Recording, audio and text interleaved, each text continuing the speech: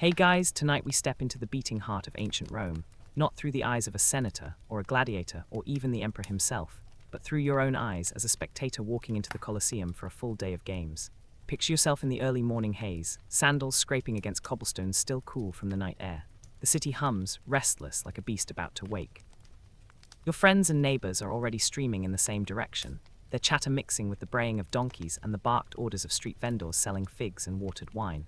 You're swept along in a sea of humanity, heading toward the most famous building in Rome. And just so you know, yes, this is exciting, but also you probably won't survive this if you lived it for real. No sunscreen, no bottled water, no crowd control. It's a miracle half of Rome didn't faint in the crush. So before you get comfortable, take a moment to like the video and subscribe, but only if you genuinely enjoy what I do here. And hey, post your location and your local time down in the comments. I love seeing where you're tuning in from. Now dim the lights, maybe turn on a fan for that soft background hum, and let's ease into tonight's journey together. You trudge closer, the shadow of the Colosseum already swallowing the street. From a distance, it looks less like a building and more like a stone mountain, a ring of arches stacked upon arches. You crane your neck, trying to take it all in. The scale is absurd, nearly 50 meters tall, big enough to hold tens of thousands. The morning sun strikes the travertine blocks, bleaching them bone white, and for a second it's blinding. The outer arches rise tier after tier, filled with bustling movement as streams of people push inside. Imagine the sound: sandals slapping, metal fittings clinking, laughter, curses, the occasional scream of a donkey being shoved out of the way. Historians still argue whether the Colosseum could seat 50,000 or as many as 80,000, but either way, you're in a crowd larger than most modern football stadiums could dream of. You're one face in an ocean of faces, and somehow that makes the whole event feel even more enormous. You're not just here to watch, you're here to be part of Rome's collective heartbeat. As you near the gates, you feel the shift in the crowd. People jostle eager, holding up little bone or clay tokens called tesserae. They're like lottery tickets, inscribed with numbers that match sections, entrances, rows, Rome's version of stadium seat numbers. Yours is clutched tight in your sweaty palm. Lose it, and you're in for an even longer morning than the poor gladiator chained in the dungeons below. The first archway looms. Guards in crested helmets stand to either side, spears gleaming in the light. They're not there for safety. No, their job is to make sure order doesn't collapse completely as tens of thousands try to pour in. And of course, to remind you who's really in charge. You feel the weight of Rome's hierarchy pressing in already. Senators sweeping past with slaves, their purple-trimmed togas impossible to miss. Women in fine stolas pulling children along. Commoners like you shoved towards side entrances.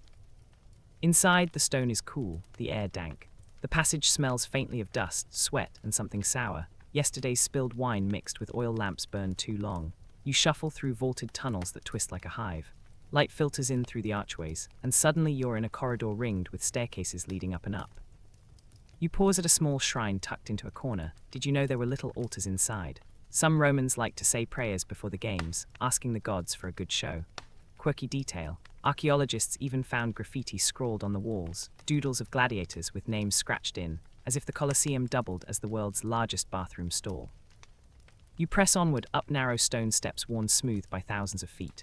Your calf muscles burn. The higher you go, the tighter the passages become until suddenly, there it is, the arena itself. Light floods your eyes. You blink against the brilliance of the open oval. The sand below looks golden, perfect, hiding the stains that will darken it before day's end. The crowd is already alive, surging with energy. You feel the vibration underfoot as tens of thousands of voices murmur at once.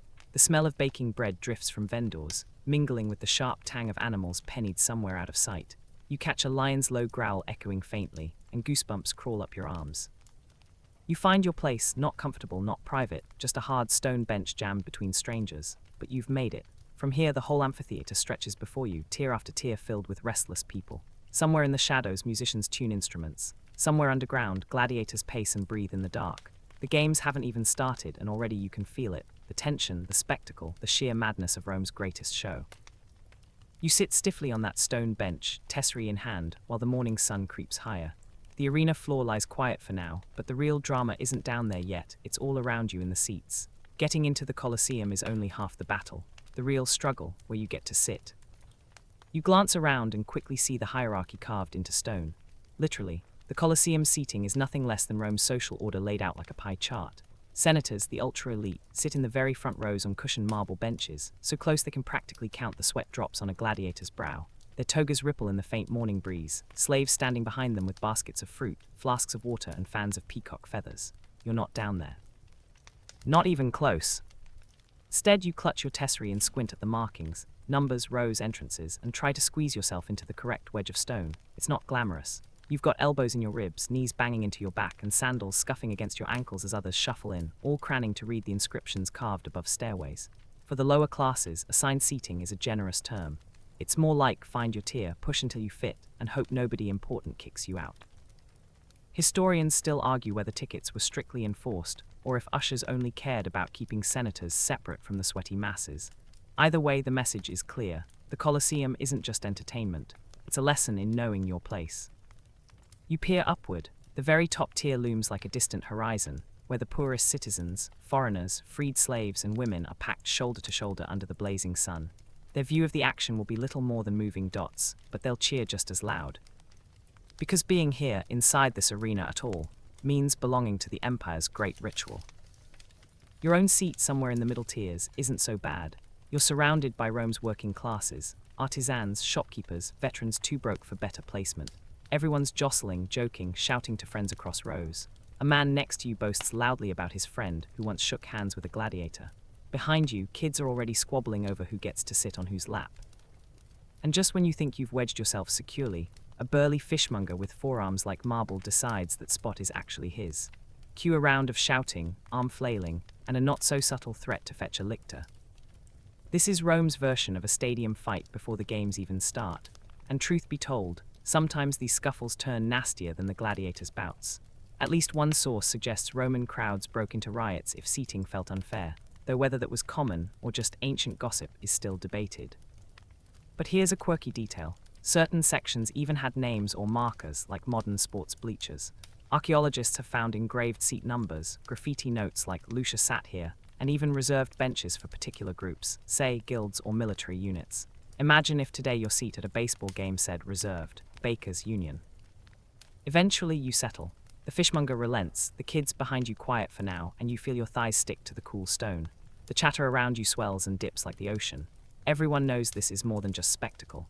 The Colosseum isn't free time, it's political theatre, a giant machine to remind Rome's people who feeds them, who rules them, and who can give them bread and circuses. You feel a twinge of envy glancing at the emperor's box, still empty but draped with purple cloth. Later, when he arrives, all eyes will turn, and the crowd will roar louder for him than for any gladiator. But for now, it's just anticipation, seats filling, sunlight growing stronger, and the sense that you've secured your place in the empire's social puzzle. You lean back against the stone and let out a long breath. You've survived the seating drama, at least for the morning. Around you, the energy builds. Merchants weave through aisles shouting about honey cakes and olives. Someone's already spilling watered wine down the steps. A senator sneezes dramatically in the front row and half his entourage jumps to offer him a cloth. Above it all, the amphitheater hums, a living, breathing crowd of tens of thousands. You grip your tesserae one last time and tuck it safely away. Without it, you're nobody here. With it, you're still nobody, but at least a nobody with a seat. You've wriggled yourself into your assigned wedge of stone, knees jammed against the back of the guy in front of you, and now the real fun begins, not in the arena, but in the rows themselves. Because once you've survived the ticket drama, you're going to need fuel. And the Colosseum, like every massive event in Rome, is not shy about mixing entertainment with a marketplace. The moment you're settled, a vendor's voice pierces the rising buzz. Honey cakes, still warm. You twist to see a teenager balancing a basket, weaving through the crowd with the agility of someone who's done this 100 times. Another shouts about figs, nuts, olives, while a third sloshes around with a jug of watered wine, cheap stuff that splashes onto people's laps every time he trips on a step. The smell is overwhelming. Sweet honey, salty brine, baked bread, even roasted chickpeas dusted with herbs. Forget hot dogs and nachos, this is Rome's concession stand. You fish for a coin and trade it for a hunk of bread smeared with cheese. Not bad, a bit dry. Definitely not Michelin-starred, but it'll get you through the morning. Next to you, the fishmonger, who almost stole your seat earlier, gnaws loudly on a skewer of roasted sausages. You're half disgusted, half jealous. And then there are the quirkier items. Some vendors hawk spiced nuts, others honey-drenched pastries. A few ambitious souls even sell tiny clay figurines of gladiators, souvenirs for the kids, or for the diehards who want to wave them around when their favorite fighter enters the arena. Historians still argue whether stalls sold small trinkets shaped like weapons, but given Rome's love of kitsch, it's hard not to imagine someone shouting, "Get your mini wooden gladius here." The crowd loves it. Coins clink, hands wave, insults fly when a vendor doesn't deliver change fast enough. And just like modern stadiums, prices aren't exactly fair. You grumble at paying too much for half a cup of sour wine, but what are you going to do? Leave and come back? Not a chance. But food isn't the only distraction. You notice people rubbing oil on their arms and faces, not just for scent, but to keep skin from baking in the rising sun. Some have weird little concoctions. Remember when I warned you about crocodile dung sunscreen back in Egypt? Yeah, the Romans didn't go that far, but they did smear on perfumes and oils in ways that probably weren't dermatologically recommended. The air starts to shimmer with heat, and you're already sweating, so maybe they're onto something. Down below you spot attendants sweeping the arena floor. Not glamorous work. They spread fresh sand, smoothing it like a painter preparing a canvas. The crowd barely pays attention, but you find yourself hypnotized by the slow rhythm of the rake's scraping. The smell of the sand drifts upward, dry and sharp, masking, for now, the stench of whatever lies beneath. You swallow hard, realizing the ground you're staring at has soaked up more blood than you could ever imagine. A man beside you nudges your shoulder. Bet you a denarius the games start late, he chuckles. Gambling is everywhere here. People wager on whether the emperor will arrive on time, on which gladiator will win, even on how many lions come out of a trapdoor. You smile faintly but decline. You know your luck. Last time you bet on something, you ended up paying for your neighbor's wine. The atmosphere grows heavier as the seats fill. Children fidget, mothers scold. Veterans stretch stiff legs, muttering about how they'd rather be anywhere else. But still, they're here. Everyone is here. Rome runs on spectacle, and to miss the games is to miss the heartbeat of the empire. And then you catch sight of something odd. A man hawking what look like dried mice on sticks. You blink, surely not, but yes, it's a delicacy in some circles. The crowd laughs at him, but someone still buys a pair, chomping down with relish. You gag and look away. That's one souvenir you'll pass on. The minutes tick by. The Colosseum is now almost full, a restless beehive buzzing louder with every heartbeat. The vendors begin retreating, the smell of food lingering in the hot air. You shift on your stone bench, licking honey from your fingers. And glance down at the arena. The sand glows under the sun, waiting. You feel your chest tighten with anticipation. The day's first official event isn't far off now. But for this moment, the experience is about snacks, neighbors, gossip, and the strange joy of being one tiny part of something impossibly huge. You chew slowly, eyes locked on the arena floor, and wait for the show to begin.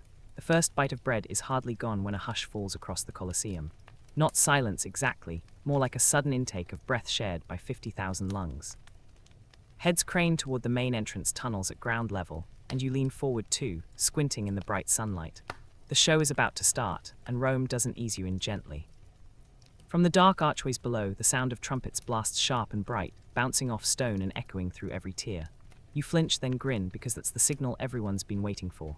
The prefect of the games, basically the day's event manager, steps out first, robed in white, followed by a procession of attendants carrying banners. The crowd erupts in cheers. It's like the kickoff of a Super Bowl, except with more lions and fewer commercials. The opening spectacle is all pomp.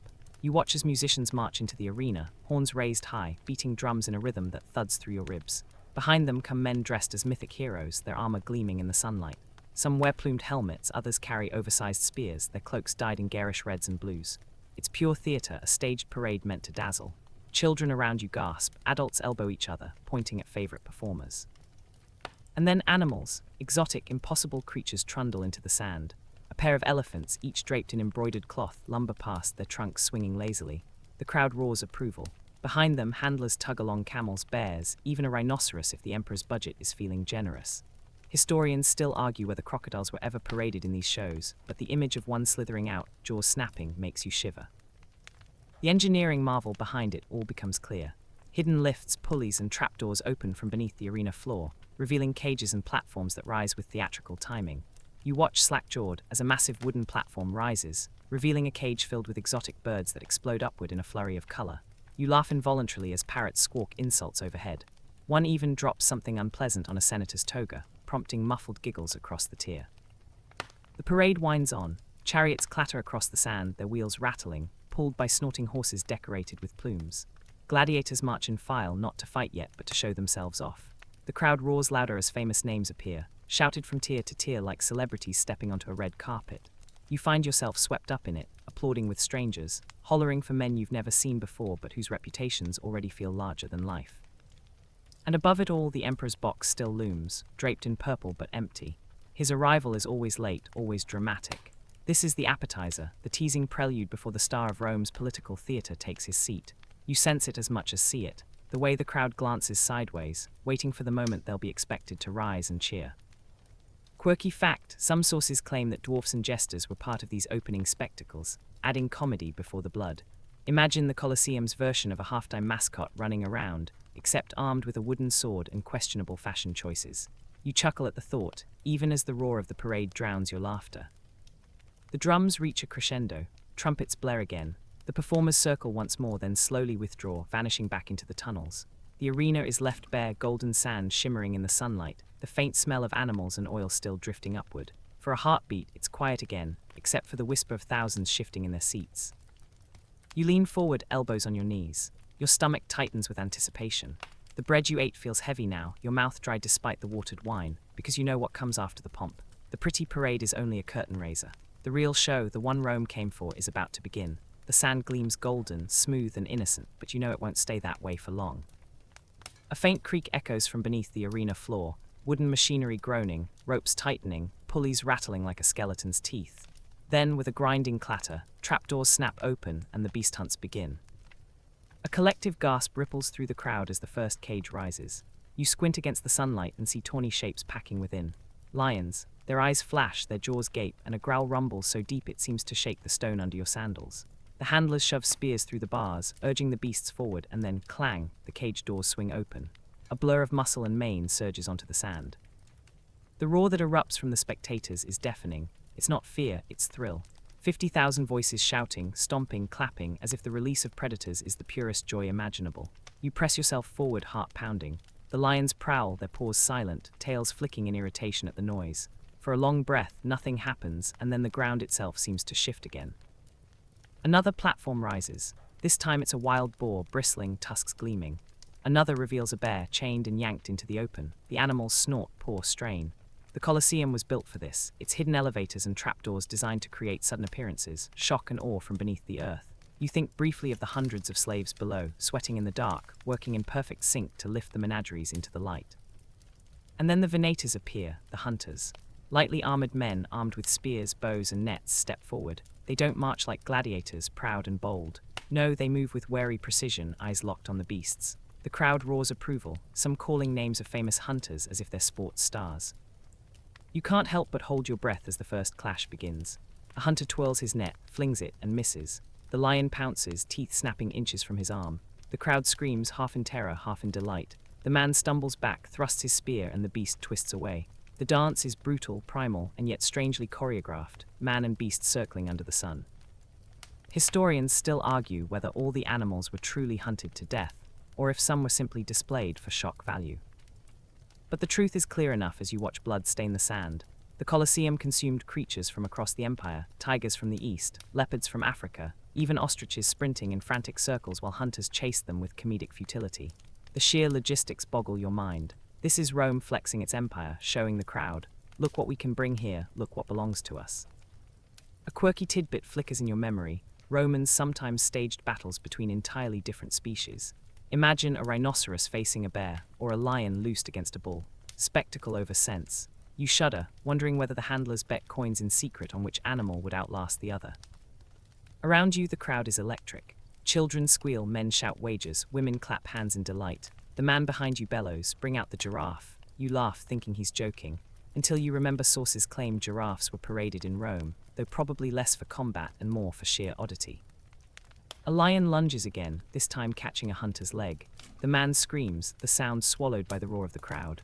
Blood sprays, dazzling in the sun. Slaves rush forward, tossing spears, dragging the man back while others distract the beast. You feel your stomach twist, but the people around you cheer louder, thrilled by the brush with death.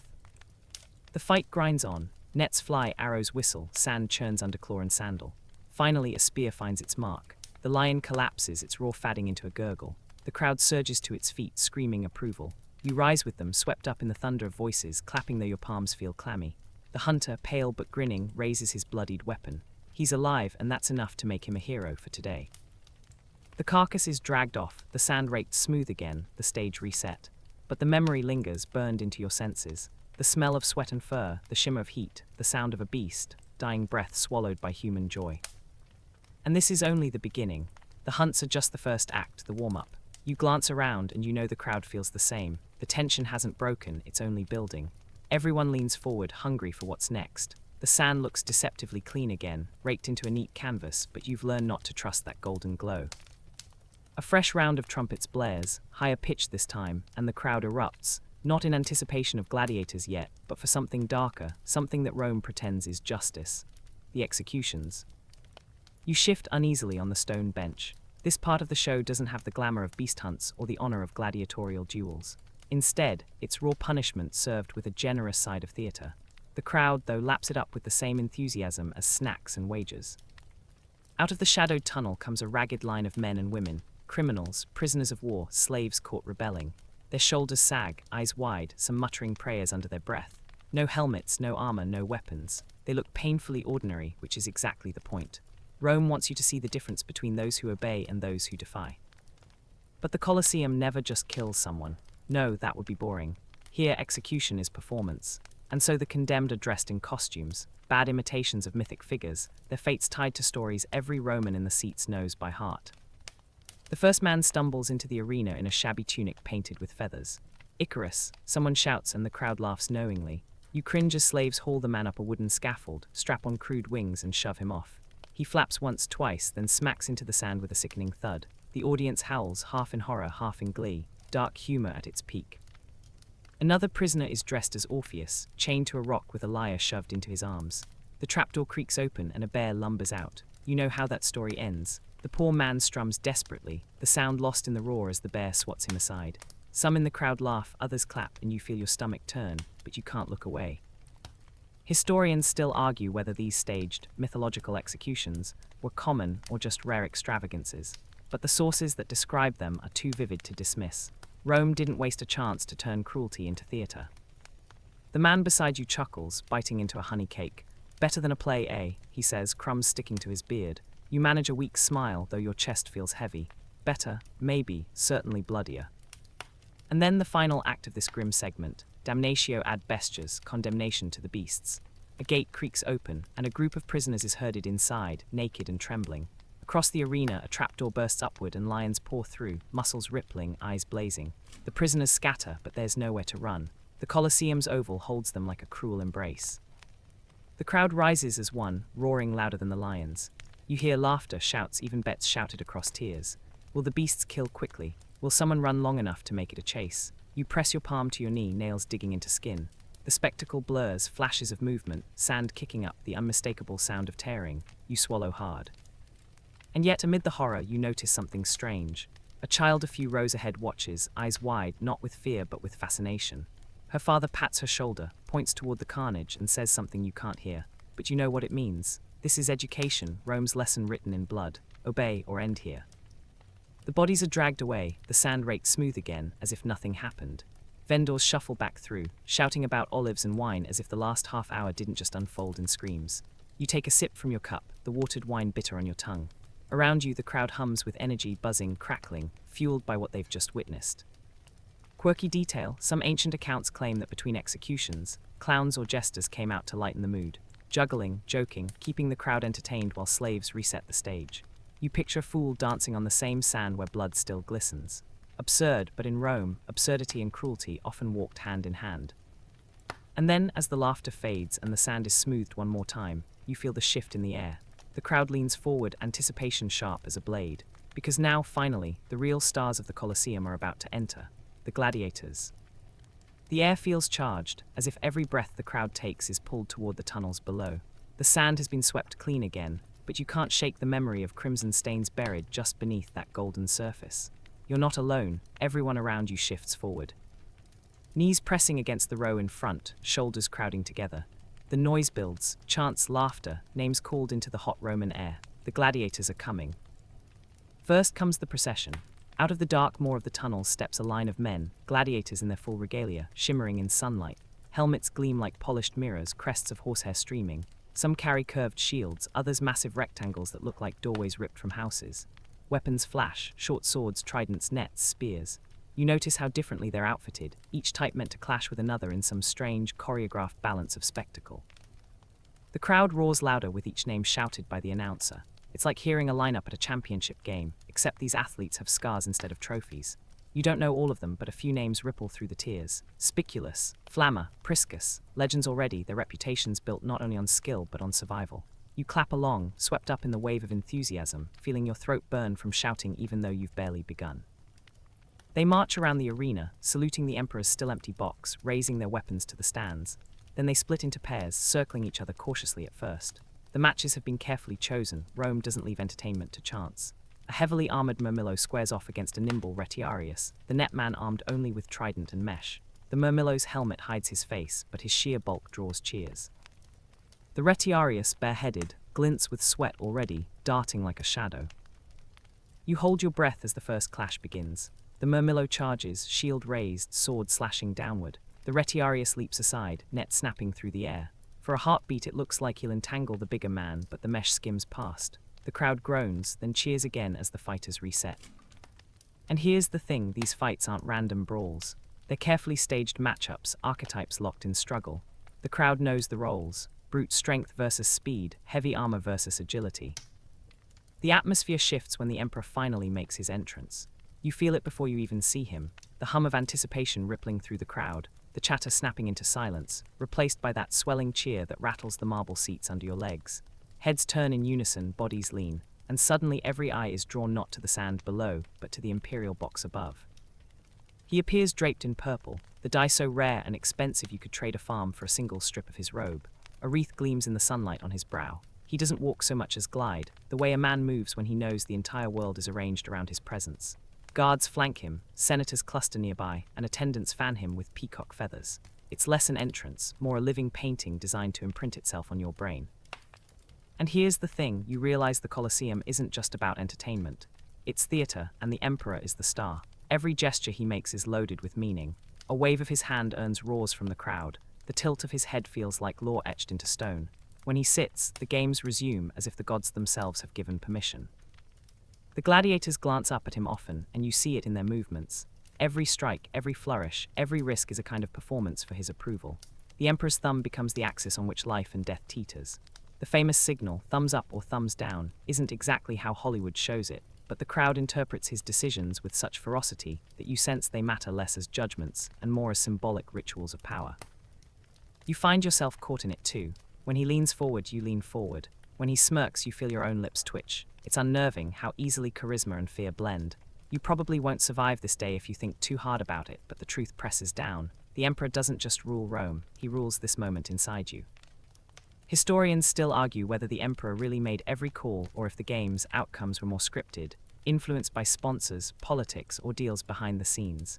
But to you, sweating in the packed marble seats, it feels absolute, like Jupiter himself has spoken through a man in purple. There's a quirky side to this too. The Emperor's presence is often padded with little gestures designed to charm the crowd. Sometimes he tosses gifts into the stands, coins stamped with his face, or wooden tokens redeemable for prizes like a cloak, a jug of oil, maybe even a slave if you're outrageously lucky. You imagine the chaos of a modern T-shirt cannon, but with the stakes dialed up to empire level. You crane your neck hoping a prize might arc your way, but luck sticks to other sections today. He doesn't just give, he also takes the crowd's temperature. He notes the cheers, the boos, the collective pulse of approval. In a city of 1 million people, this amphitheater is his focus group, his popularity poll, his social media feed all rolled into one. Bread and circuses aren't just about distraction, they're about control, and you're living the algorithm in real time. The fights now seem to orbit around his reactions. Two gladiators clash, and when one drops to his knees, the victor raises a finger skyward. All eyes swivel to the Emperor. He pauses, dramatic, calculated. The crowd erupts into debate, voices clashing louder than steel. You shout too, swept into the storm, even though you barely know the fighters' names. It isn't about them anymore. It's about being part of the decision, about pretending your voice matters, while the Emperor decides whether to seal or spare a man's fate. When he finally lowers his hand, signaling mercy, the roar that follows isn't relief, it's worship. You realize this spectacle isn't designed to test gladiators, but to remind Rome who holds life and death in the palm of his hand. As the day wears on, you notice something else. The Emperor doesn't just sit, he eats, drinks, jokes with those beside him. He points out quirks in the fights, sometimes laughing at the expense of a faltering gladiator. His box is shaded, lavishly decorated, and stocked with comforts while you and the rest of the crowd swelter. It's another subtle reminder, you're part of Rome, but he is Rome. And yet, as dusk edges closer, you can't deny the strange pull of it. You came here for the games, the violence, the thrill, but what you remember most is the sight of that solitary figure in purple, thousands of people bound together in his gaze. The Colosseum has shown you beasts, blood, and bravery, but its sharpest weapon is power, and tonight you've seen it wielded without a sword. The hours grind on, and by now the novelty has worn into a kind of weary trance.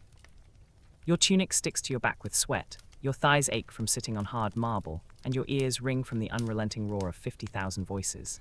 You thought you'd come for a single fight, or maybe two, but the truth is, the Colosseum swallows entire days.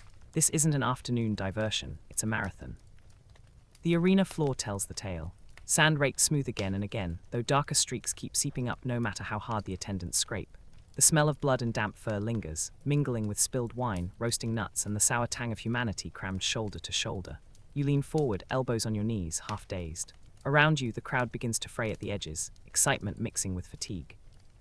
A fight breaks out a few rows below, not between gladiators, between two men in the stands, one shouting that the last match was rigged, the other screaming back that he lost a bet. Fists fly, sandals skid on stone, and nearby spectators cheer the scuffle as if it's part of the show. Guards eventually shove their way through, but not before one man tumbles awkwardly down a step, his nose streaming red. Nobody seems shocked. You realize the Colosseum isn't just an arena below, it's contagious, spilling into the seats themselves.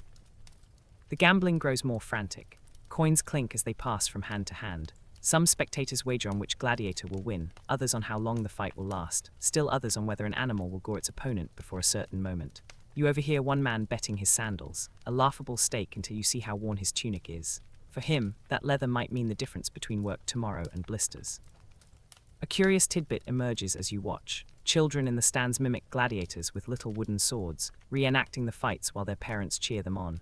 You can't help but smirk at the thought of bedtime later. What did you do today, little Marcus? Oh, I pretended to stab my friend in the kidney. It's equal parts endearing and unsettling. The sun dips lower, staining the arena with long shadows. Torches flare along the upper arches, sending smoke curling into the dusky air. The heat hasn't let up, it's just shifted into a heavier, sticky warmth that clings to your lungs. And through it all, the games press on. Another pair of gladiators clash, slower now, their movements deliberate, less fiery than the mornings. Maybe they're tired, maybe the crowd is. Still, when a blade connects or a shield splinters, the noise rises again. You feel yourself dragged back into the rhythm, like waves pulling at your ankles even as you try to retreat. Historians still argue whether the Colosseum truly drained Rome's treasury, or whether it was such a propaganda machine that the expense paid for itself in loyalty. Sitting here, exhausted yet unable to look away, you wonder if the cost was less about money and more about humanity, the slow bleeding of empathy into entertainment. The quirkiest moment of the afternoon sneaks in almost unnoticed. A vendor hawking what he swears is lion hair plucked straight from the mane of a beast that fought earlier.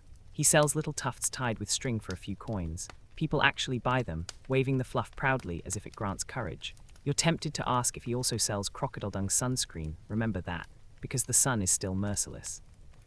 By late day, the crowd is restless. Some argue loudly about whether one gladiator held back. Others nod off, heads bobbing against their neighbors' shoulders. A group of men behind you sing bawdy songs about senators, their voices cracked from too much cheap wine. Somewhere in the distance, a baby wails, though you can't imagine why anyone thought this was a good place for childcare. And yet, despite the discomfort, you know you'll stay to the end. Everyone will. To leave early feels unthinkable, almost shameful. You've committed your entire day to this shared delirium, this great Roman furnace where sweat, coin, and blood all burn together. As the final matches draw near, you sense the fatigue turning into something stranger, an edge of hysteria, a need for one last spark to justify the hours spent. People chant louder, gamble bigger, shove harder at the vendors. The Colosseum has become not just a stage but a mirror, reflecting every flaw, every hunger of the crowd back at itself. And you tired horse aching, you're part of it, woven into the great Roman tapestry of spectacle and surrender. Dusk has fully settled over the Colosseum now, the last golden light bleeding from the sand as torches flicker along the upper arches. The air is heavy, thick with the smells of sweat, roasted nuts, spilt wine, and something fouler you can't quite identify. Your muscles ache from hours perched on stone. Your throat is raw from shouting, cheering, gasping.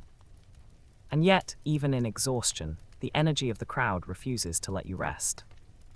The final bouts are underway. Gladiators move slower now, limbs weighted with fatigue and sand stuck to sweat-slicked skin. You watch as men, once agile and precise, stumble slightly under blows that earlier would have barely fazed them.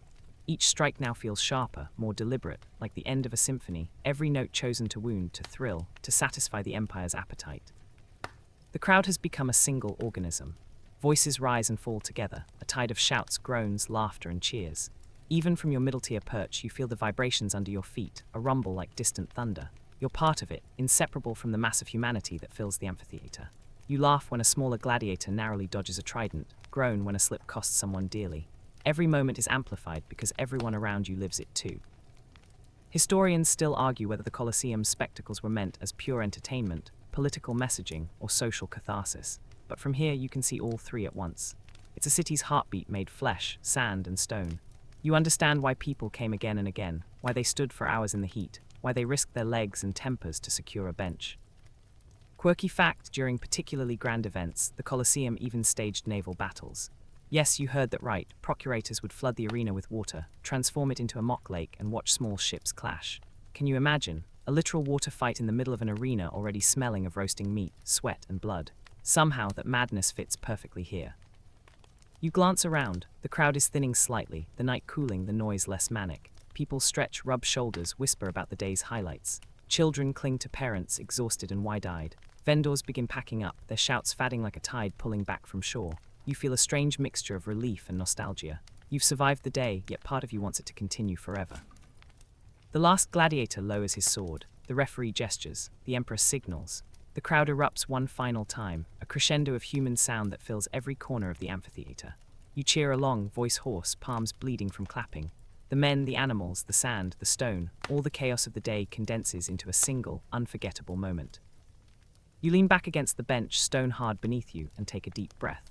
The sun has set completely now, the torchlight painting shadows over faces, animals, and gladiators alike. You think about the smells, the sounds, the heat, the crowds, the games, the sheer overwhelming scale of it all. You've experienced not just the spectacles, but the soul of Rome itself, captured in this arena of stone and blood and human joy. As you rise to leave, tired but exhilarated, you take one last look at the Colosseum.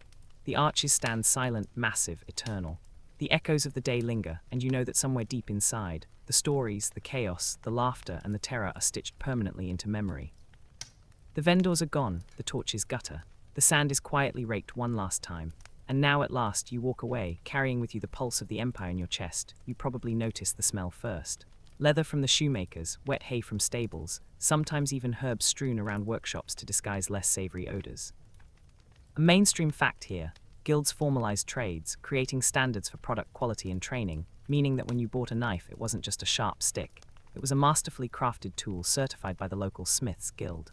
But the fringe tidbit, some guilds reportedly used crocodile dung as a rudimentary tanning agent. Historians still debate if it was serious practice or exaggerated rumor, but imagine stepping into a workshop and catching that whiff.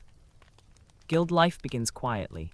You meet the town crier, see apprentices scurrying with buckets of water, and hear the rhythmic hammering of blacksmiths. Guilds dictated who could open a stall, who could apprentice, and even who could marry whom in some cases. And the hierarchy, it was strict. A misstep could mean losing your chance at advancement, or worse, having to start over in another town. The early guilds shaped more than economies, they shaped daily existence, and even the rhythm of your day is orchestrated by rules you didn't choose but can't escape. You wander past a baker who is already kneading dough, the smell warm and yeasty. Guild rules ensure that his bread meets local standards, soft enough for the nobility, tough enough to survive the market trip. Apprentices and journeymen flit around him, carrying firewood or sweeping floors. You probably wouldn't survive an apprenticeship. The early training was brutal, long hours with little rest, a reality most romanticized histories gloss over. Guilds offered security too. You weren't just working, you were part of a protective network. If illness struck, there was some form of communal assistance. Guilds even pooled resources for funeral costs or to help widows, a social safety net that seems almost shockingly modern in a world otherwise defined by precarious survival. Yet rituals peppered everyday life. A mysterious knock at the workshop door, a secret handshake, or a symbolic marking on goods. Historians still argue whether these were widespread traditions or localized quirks. By midday, the town square pulses with life. Merchants from outside, wanderers, even jesters and musicians intersect with the guild's regulated operations. You notice how organized yet intricate it is, a system built on trust, coercion, and tradition. Fringe tailies claim that some guilds employed night watchers, who weren't just security but also carriers of esoteric knowledge, cryptic advice, coded symbols, and secretive warnings. It sounds like conspiracy fodder, but you see traces everywhere, from carved symbols on beams to whispered instructions passed from master to apprentice. As evening approaches, you linger near a cobbler's stall. You feel the pulse of community, the intertwining of economic necessity and social ritual. Guilds aren't simply about money, they are about identity, reputation, and continuity. Without them, towns would dissolve into chaos, markets into chaos, and your survival chances plummet. You glimpse apprentices debating over the proper way to hammer a shoe, journeymen haggling over wages, and masters overseeing with a subtle, almost imperceptible authority. Each movement, each glance, each nod is steeped in centuries of regulation and practice. And so you finish the day's stroll through early guild life, your senses buzzing with smells, sounds, and subtle rituals, feeling the weight of this organized, sometimes strange, always pervasive structure. Guilds quietly controlled everything, shaping the town itself. They were not merely clubs, but lifelines, arbiters of skill, and guardians of tradition. You trudge down a narrow alley, sunlight slanting across rough stone walls, as the life of an apprentice begins to unfold in front of you. Hey, it's not glamorous, no Instagram filters here, just the smell of sawdust, wet clay, or animal hide clinging to your sleeves. You probably won't survive an apprenticeship without scraping knuckles, singed fingers, or the occasional bruised ego, but that's the point. Survival is woven into the training. This stage of guild life is all about learning by repetition, observation, and yes, minor humiliation from a master who treats mistakes like badges of dishonor. So before you get comfortable, take a moment to like the video and subscribe, but only if you genuinely enjoy what I do here. Drop your location and local time. I'm curious who's still awake at this point, listening to tales of medieval drudgery. Now dim the lights, maybe turn on a fan for that soft background hum, and let's ease into tonight's journey together. An apprenticeship begins early. You wake before sunrise, often living in your master's house, eating what's given, sleeping where instructed. One mainstream fact: apprentices were legally bound by contracts, sometimes lasting up to 7 years, ensuring loyalty and labor. Fringe tidbit: some accounts claim apprentices were occasionally made to carry around a live cat while learning weaving, to test dexterity and patience. Historians still argue whether this was literal, or just an exaggerated cautionary tale for new recruits. Your day revolves around observing, mimicking, and gradually handling tools. In a blacksmith's workshop, you might sweep floors, carry water for quenching, or shape metal scraps under the careful gaze of your master. The rhythm is relentless, sunrise to sunset, punctuated only by brief breaks for bread and watered ale. Apprenticeship wasn't just about skill, it was about endurance, resilience, and absorbing the guild's unspoken code. Every task is a lesson.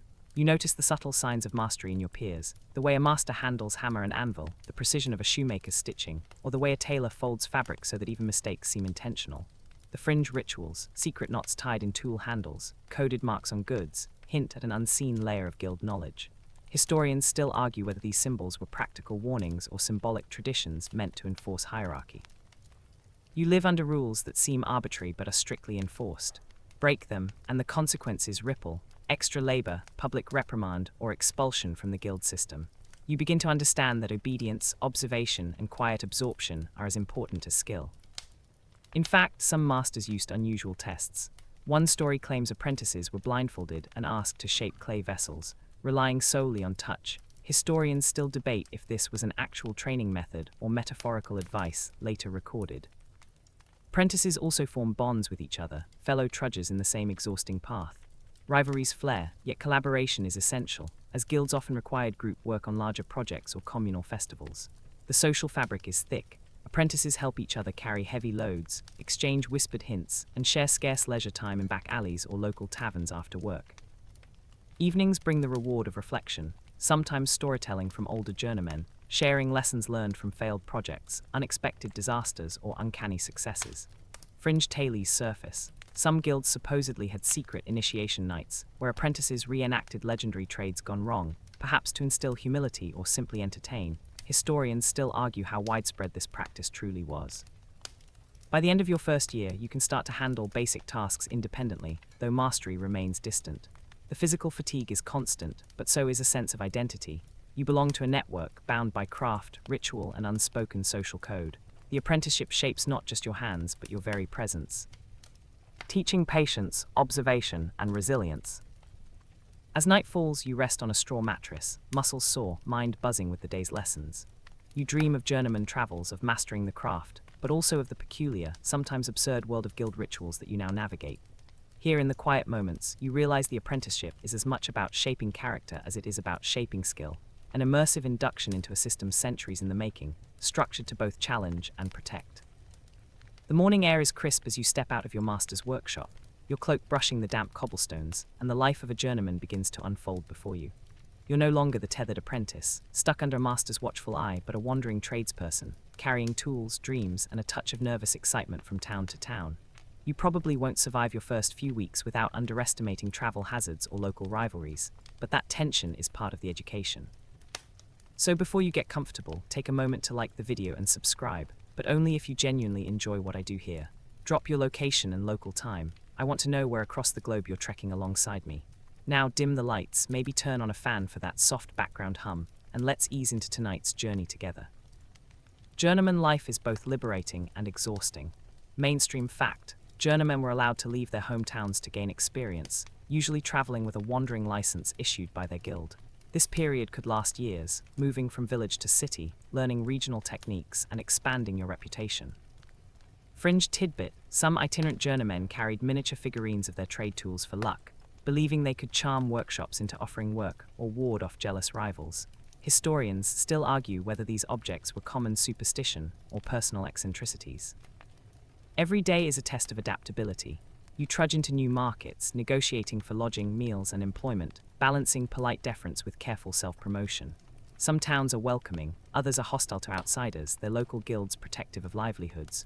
You quickly learn the unspoken rules: never overcharge, respect local traditions, and observe the subtle social hierarchies that govern workshop interactions.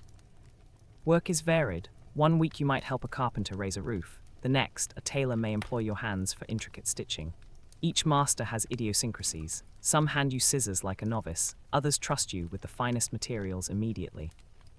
Fringe practice: in some guilds, journeymen were required to wear colored sashes indicating their level of skill or specialty, a visual code that could provoke rivalry or admiration.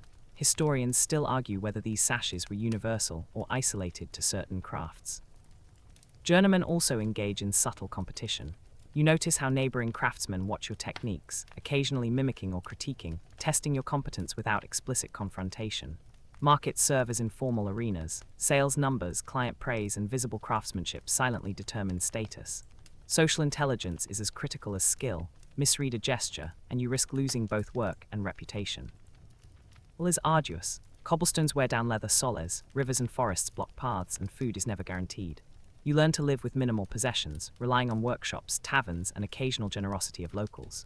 Some fringe sources claim journeymen occasionally join traveling performers or itinerant entertainers to cover distances safely, a practice historians still debate. You carry your tools as both livelihood and identity, knowing that losing them could mean weeks without work. Evenings bring a quiet reflection. You share meals with fellow travelers, swap techniques, and exchange tales of distant towns. Jokes emerge about masters who overcharge apprentices for lessons, or the time someone melted an entire batch of candles because they misread instructions. These small moments, scattered amidst hardship, keep morale intact. Journeyman life shapes independence. You learn navigation, negotiation, and endurance in a way that no apprenticeship ever could. Each town teaches new customs. Each market offers a lesson in diplomacy. Each workshop hones your craft. You gradually understand that survival requires both skill in your trade and skill in reading human behavior. By nightfall, your fire crackles in a modest inn or under a half-collapsed shed. You review your tools, your day, your progress, and the subtle lessons in human observation you've acquired. You realize that being a journeyman is not simply a step toward mastery. It's an education in adaptability, social strategy, and the art of navigating a world structured by guilds that still command respect and resources in every corner you visit. The sun slants low over the rooftops as you trudge through another bustling market town, your satchel heavy with tools and your mind heavy with ambition. Today, you're no longer just wandering, you're aspiring to mastery, aiming to climb the guild hierarchy and claim a place of authority and respect. You probably won't survive the intricate politics and secret ceremonies without tripping over some egregious misstep, but that tension is what shapes the master craftsman. So before you get comfortable, take a moment to like the video and subscribe, but only if you genuinely enjoy what I do here. Drop your location and local time. I'm curious which time zones are sharing this journey. Now dim the lights, maybe turn on a fan for that soft background hum, and let's ease into tonight's journey together. The path to becoming a master is structured, but not without nuance. Mainstream fact: to ascend, a journeyman must produce a masterpiece, a final product demonstrating skill, creativity, and adherence to guild standards, often judged by a council of existing masters. Fringe tidbit: some guilds allegedly required this masterpiece to be created in complete secrecy, sometimes under the gaze of a symbolic guardian ghost, thought to test honesty or precision. Historians still argue whether this was ritualistic metaphor or actual practice. Guild hierarchies are intricate. You notice distinctions at every turn: apprentices scuttling under orders, journeymen negotiating positions, and masters reclining with subtle authority. Advancement is rarely just about skill. Connections, timing, reputation, and even small displays of loyalty influence acceptance. Some masters hold grudges for decades, others reward subtle ingenuity. Understanding social cues becomes as essential as hammering or stitching perfectly. Ceremony permeates advancement. Entry into master status often requires oath-taking, public display, and symbolic gestures, rings, robes, or even ceremonial tools marked with initials and dates. Historians still debate the full significance of these rituals. Were they primarily performative, functional, or a mix? Fringe practices whisper of secretive midnight gatherings, where prospective masters recite trade oaths while their tools are blessed by local clergy or guild elders, adding an almost mystical aura to what outwardly seems like mundane evaluation. Power within a guild isn't just personal. As a master, you influence apprentices, assign journeymen to projects, and sometimes vote on economic regulations that govern the town. Guilds could effectively control production, wages, and even local politics, though the subtler day-to-day enforcement of power relied on social pressure rather than formal coercion. Fringe rumor suggests that some masters secretly maintain personal, shadow, proteges not recorded in guild registers. Historians still argue whether this was widespread or rare eccentricity. Your day-to-day life now balances creation, supervision, and negotiation. You guide apprentices, assess journeymen, and attend guild meetings where disputes, pricing, and ceremonial obligations are hashed out. Even ordinary transactions, like approving a delivery or commissioning a tool, carry weight as your decisions ripple across reputations and livelihoods. Conflict is inevitable. Rival masters may challenge your authority, journeymen might resist your guidance, and apprentices occasionally test boundaries. Fringe stories tell of duels not with swords, but with trade skill contests: who could forge the fastest, stitch the most intricate pattern, or lay bricks most evenly. Historians still debate how literal these competitions were. Ceremonial life keeps the guild cohesive. Public festivals, processions, and feast days reinforce hierarchy, honor tradition, and remind townsfolk of guild authority. Your role as a master is both practical and symbolic. You embody the craft, enforce standards, and ensure continuity. You begin to notice how deeply these structures shape the rhythm of town life, from sunrise to candlelit evenings. By dusk, you reflect on the layered responsibilities. A master must blend technical skill, social intelligence, and ritual knowledge. You're no longer a transient learner. You are a central figure in a centuries-old system, shaping both products and people, balancing respect, fear, and admiration with every decision. Advancement is a subtle art, a blend of mastery, diplomacy, and adherence to complex social codes, all performed under the watchful eyes of peers and tradition. You wander through the town square as sunlight warms the stone, banners fluttering in a gentle breeze, and the influence of guilds on politics becomes unmistakable. The streets, markets, and council halls aren't just bustling, they're orchestrated. You probably won't survive noticing every subtle maneuver without feeling a little dizzy from the complexity, but that's part of the fascination. So before you get comfortable, take a moment to like the video and subscribe, but only if you genuinely enjoy what I do here. Drop your location and local time. I'm curious which corners of the world are witnessing this medieval theater. Now dim the lights, maybe turn on a fan for that soft background hum, and let's ease into tonight's journey together. Guilds wield power quietly but effectively. Mainstream fact: many medieval guilds had representatives in city councils, influencing taxation, trade regulation, and law enforcement. Your survival, and that of every artisan, depended on these subtle political maneuvers. Fringe tidbit: some guilds allegedly held secret midnight sessions in hidden chambers beneath the town hall, where they supposedly plotted market dominance or even judged moral transgressions of non-members. Historians still argue whether these were widespread practices or localized legends. You see the interplay everywhere. A baker's stall is strategically located near the square entrance. A blacksmith negotiates for prime access to the forge district. Guild leaders attend council meetings, voting on regulations that shape town economics, pricing rules, work hours, and even who can participate in seasonal fairs. Behind polite nods and courteous conversation, power pulses quietly. Festival days reveal guild politics in vivid detail. Processions, parades, and ceremonial contests aren't just for spectacle. They're a demonstration of hierarchy, influence, and favor.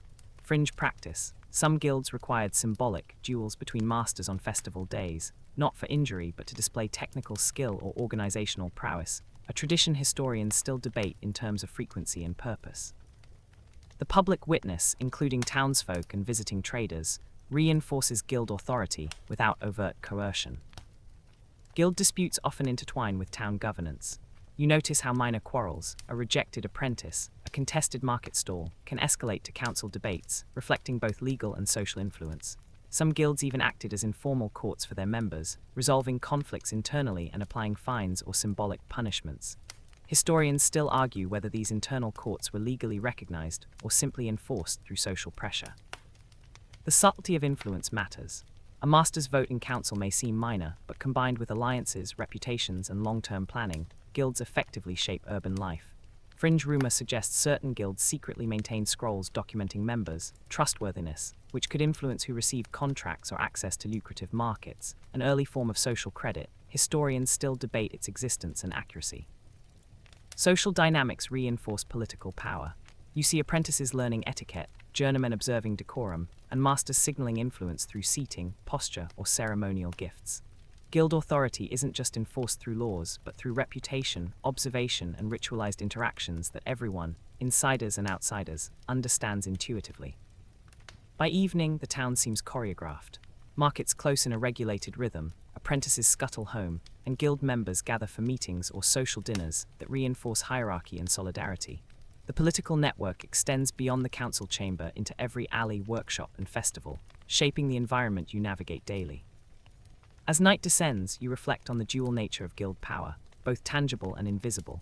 Guilds control production, enforce standards, and influence governance, yet they rely equally on ceremony, observation, and social intelligence to maintain authority. Walking the darkened streets, you realize that survival, success, and respect are all entwined with understanding this delicate balance, where every decision, gesture, and alliance carries weight. The market buzzes with activity as you trudge past stalls laden with goods, from glimmering cutlery to fragrant herbs, and the economic weight of the guilds presses down on every transaction. You probably won't survive long here without understanding their invisible rules, overcharge or undercut, and you risk more than just losing coins. So before you get comfortable, take a moment to like the video and subscribe, but only if you genuinely enjoy what I do here. Drop your location and local time. I'm curious which corners of the globe are feeling the pulse of these medieval marketplaces. Now, dim the lights, maybe turn on a fan for that soft background hum, and let's ease into tonight's journey together. Guilds are economic powerhouses. Mainstream fact, they regulated trade, set quality standards, controlled apprenticeships, and sometimes maintain monopolies over essential products. You notice it in every transaction, the consistency of the goods, the subtly enforced pricing, the predictable quality that reassures buyers. Fringe tidbit, some guilds reportedly included absurd clauses in their regulations, like rules protecting donut-shaped ovens or requiring specific oven temperatures for festive pastries. Historians still argue whether these were symbolic jokes or real enforcement mechanisms. Every transaction is layered with oversight. You watch a cobbler weigh leather pieces with meticulous care, knowing the guild inspector might appear at any moment to verify standards. Journeymen negotiate wages that reflect not just skill but guild-approved norms, and apprentices learn early that flouting regulations can result in fines, reassignment, or ostracization. Guilds also function as economic arbitrators. Disputes over materials, wages, or trade secrets are often settled internally. Mainstream fact, the guild system reduced uncertainty in markets, ensuring that buyers and sellers could trust both the product and the craftsman. Fringe accounts tell of guilds using coded marks on products, tiny scratches or symbols indicating origin or quality, which outsiders might mistake for decoration. Historians still argue how widespread this practice truly was. The economic power extends to monopolistic control. Certain guilds restricted the number of practitioners allowed in a town, limiting competition and stabilizing incomes. This monopoly wasn't just for profit, it reinforced the social hierarchy, ensuring that apprentices, journeymen, and masters operated within a predictable structure. Fringe rumor, some guilds supposedly maintained secret stores of critical materials, strategically releasing them to manipulate market conditions. Historians still debate whether this is truth or legend. Guilds' influence also touches festivals and public events. Craft demonstrations, market stalls, and seasonal fairs adhere to regulations that reinforce control. You see how subtle rituals, special licenses, ceremonial approvals, or even color-coded attire reflect both skill and rank, shaping economic opportunity and social perception. Daily survival as a craftsman depends on this system. You learn to navigate pricing rules, sourcing regulations, and guild inspections while maintaining relationships with masters, fellow journeymen, and patrons. Fringe stories suggest that some guilds maintained shadow audits, anonymous inspections, or informal spying to ensure compliance. Historians still debate their prevalence. By evening, you walk past warehouses, workshops, and ovens, aware that the invisible hand of the guild touches every coin exchanged, every loaf baked, and every tool forged. Economic power is inseparable from social authority. Control over production means influence over life itself. Guilds maintain stability, skill quality, and order, but they also enforce a rigid structure, making survival dependent on both competence and adherence. As night falls, you realize the depth of the system. Guilds are not just associations, but economic engines and regulators, blending practicality, ritual, and occasional eccentricity into a framework that dominates daily life. Understanding this power is essential for anyone hoping to thrive in a town where guild authority is absolute yet subtly enforced. You wander past the blacksmith's forge, the air thick with heat and the tang of iron, and suddenly you're immersed in the world of guild rituals and symbols. You probably won't survive fully grasping these cryptic traditions without tripping over subtle social codes, but that's exactly what makes them fascinating. So before you get comfortable, take a moment to like the video and subscribe, but only if you genuinely enjoy what I do here. Drop your location and local time. I want to know which parts of the world are tracing these secretive steps alongside you. Now, dim the lights, maybe turn on a fan for that soft background hum, and let's ease into tonight's journey together. Guilds thrive on ritual. Mainstream fact, ceremonies, public oaths, and symbolic regalia reinforced hierarchy, loyalty, and identity. These weren't mere pageantry, they instructed behavior, maintained cohesion, and signaled authority. Fringe tidbit, some guilds reportedly required apprentices to wear specific charms or miniature amulets during training, believed to bring skill or ward off disaster, a practice historians still debate in terms of prevalence. Symbols are everywhere. Look closely, and you see carved initials on beams, cryptic marks on tools, and hidden signs in workshop layouts. Each signifies lineage, rank, or achievement, a quiet code only insiders fully understand. These symbols maintain social order, ensuring everyone knows their place and signaling subtle warnings or endorsements.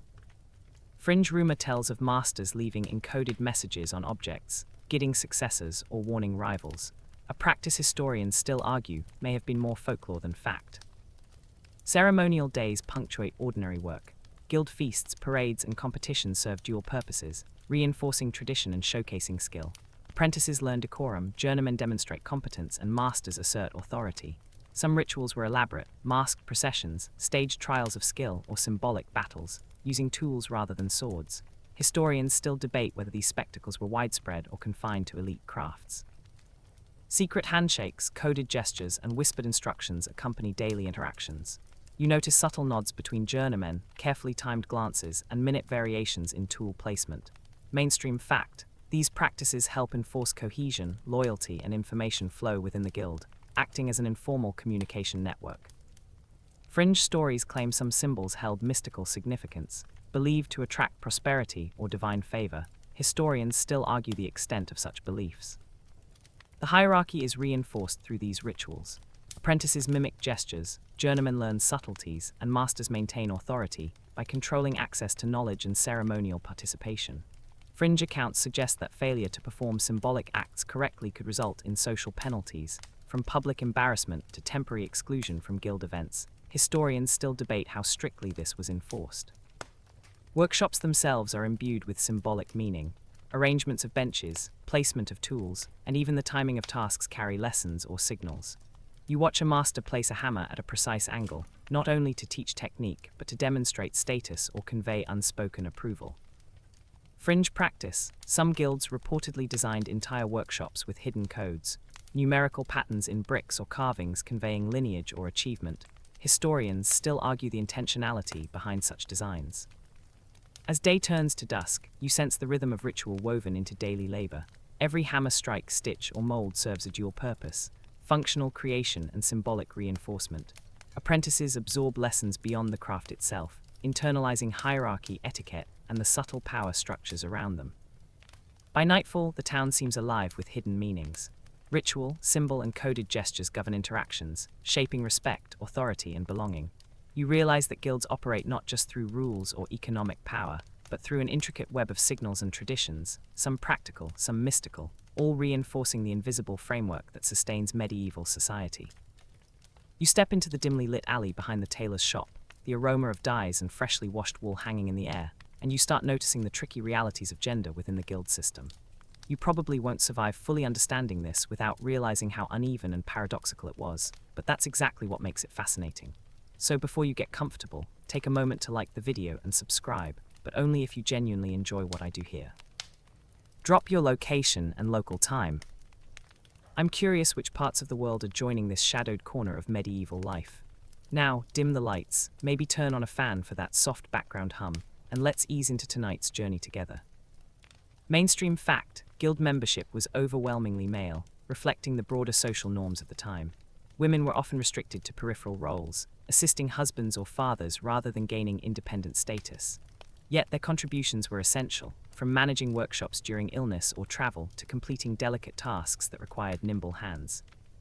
Fringe tidbit: some towns allegedly allowed women to run entire workshops in disguise as men during market inspections, a practice historians still debate and often laugh about in modern reconstructions. You notice subtleties everywhere. Women might dye cloth, prepare materials, or teach younger apprentices without official recognition. Their influence was pervasive but largely invisible.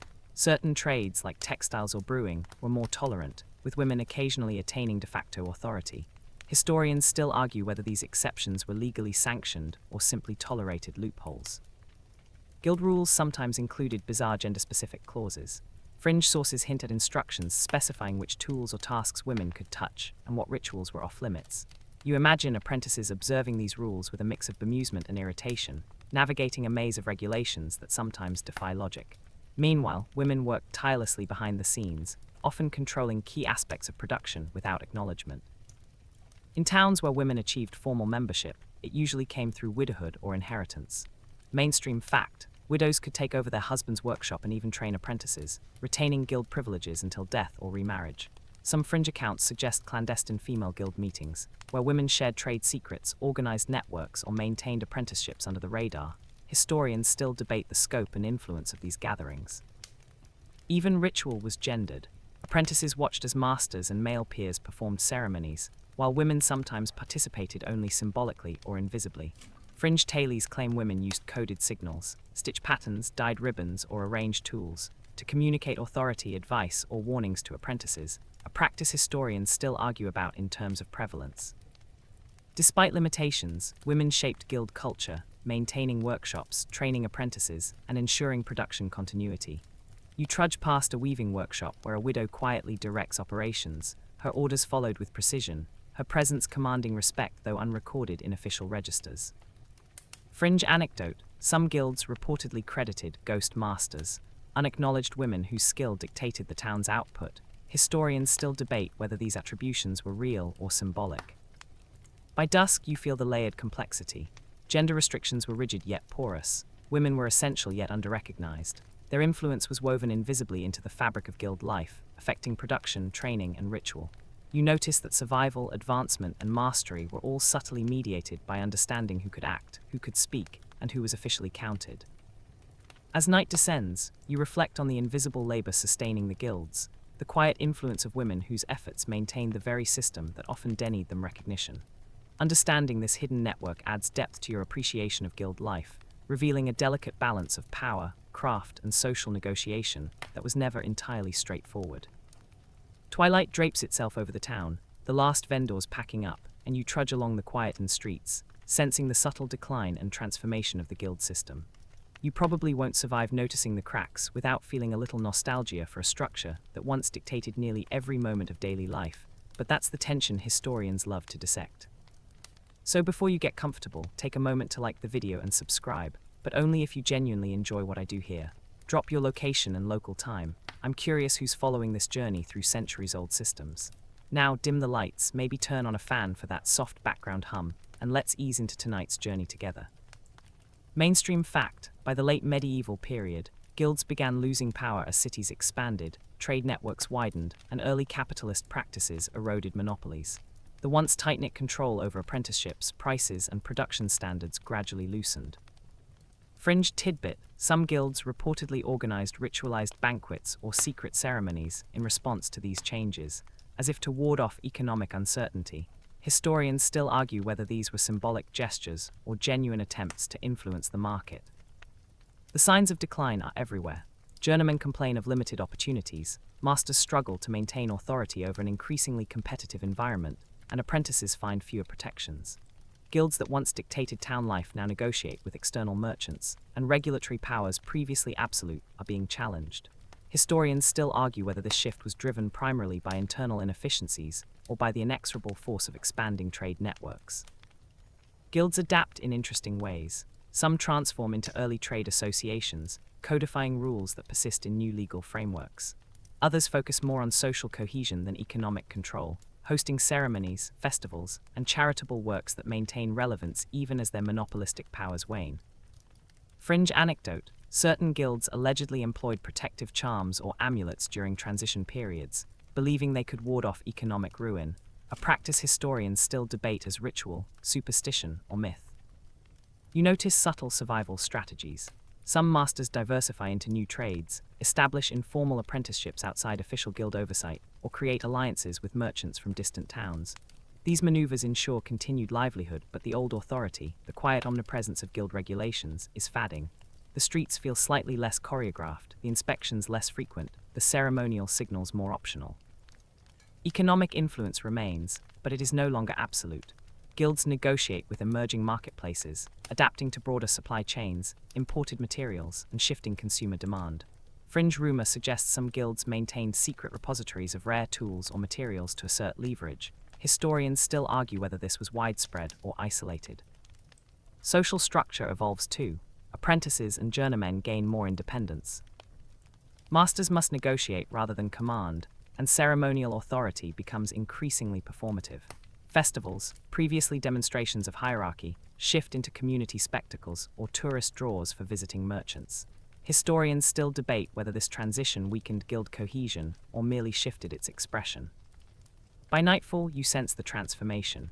The guild is no longer an omnipotent regulator but a resilient network, adapting its rituals, symbols, and social influence to survive in a changing economy. Its legacy persists in local customs, craft associations, and subtle hierarchical gestures, even as its formal monopoly dissolves. Walking the quiet streets, you reflect on the adaptability of guilds. Their ability to balance tradition, ritual, and economic pragmatism allowed them to weather centuries, even as the world around them shifted irreversibly. Decline was inevitable, but survival demanded ingenuity, and the echoes of these adaptations resonate in modern trade practices and professional networks. The first light of dawn stretches across the town rooftops as you trudge through streets that feel both familiar and transformed, sensing the lingering shadows of guild life in every corner. You probably won't survive fully appreciating their legacy without noticing just how deeply the guilds shaped trade, ritual, and social identity across centuries, but that's what makes tracing their echoes so captivating. So before you get comfortable, take a moment to like the video and subscribe, but only if you genuinely enjoy what I do here. Drop your location and local time. I want to see who is witnessing the remnants of this centuries-old network alongside me. Now dim the lights, maybe turn on a fan for that soft background hum, and let's ease into tonight's journey together. The legacy of guilds is everywhere. Mainstream fact, modern trade associations, craft societies, and even professional licensing bodies trace structural and procedural roots directly to medieval guilds. The standards, training practices, and hierarchical frameworks have subtly shaped how trades operate today. Fringe tidbit: some modern guild-inspired groups maintain ritualistic ceremonies, handshakes, or coded language for new members, echoing medieval symbolism. Historians still argue how intentional or faithful these modern practices are to their ancestors. Walking through a contemporary artisan's workshop, you notice the influence. Apprentices are trained methodically, standards are enforced, and ceremonial acknowledgements of achievement persist in subtle ways. Tools, once symbolic markers of rank, still carry heritage.